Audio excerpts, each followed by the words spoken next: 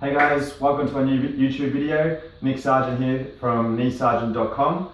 So in this video what we're going to talk about is the best exercise to help stretch out the hip flexors and the front of the quads. So the main mistake I see with this is people when they're trying to stretch the hip flexors, they really come forward all the way like this, and that's actually stretching the hip capsule. You're not actually stretching any muscle fibers. Now that's not necessarily a bad thing, but if you're not stretching the muscle and that's the issue, well, it's not going to get better.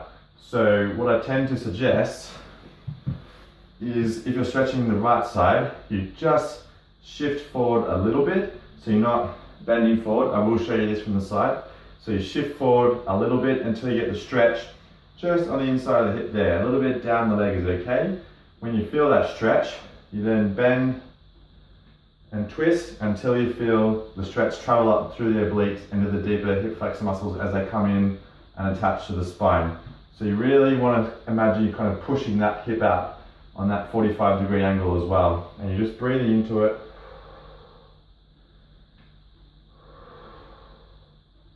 And you should really feel a nice stretch through there if that's the issue. If you don't feel anything, there's a fair chance that's actually not the problem, so you need to look elsewhere.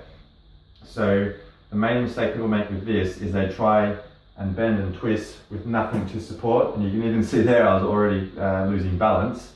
So really make sure you've got a wall or a couch or something that's going to provide stability, so you're not going to risk straining the back. Okay, so what it looks like from the side is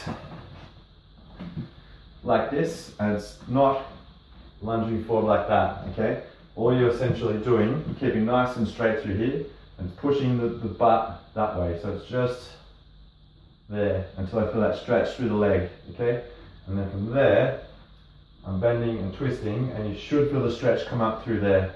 Okay, nice and slow and controlled, making sure you're breathing. And for me, I do feel it more on this side, so this would suggest I'm using my left hip flexor more than my right, and this is the side that I would focus on. I can still put the stretch movement through there, but I wouldn't want to spend too much time if it doesn't feel like it needs it at that point in time.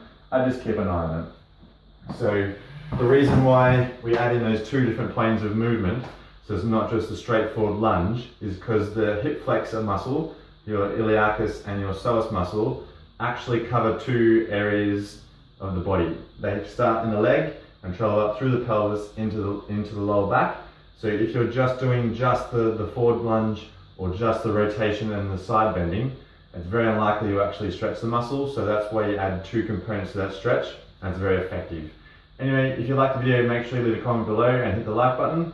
And if you want to see more videos, make sure you subscribe. Or my website also has some great protocols and rehab exercises that you can check out, and that's at kneesargent.com. Anyway guys, thanks for watching, and I'll post another video soon. Thank you.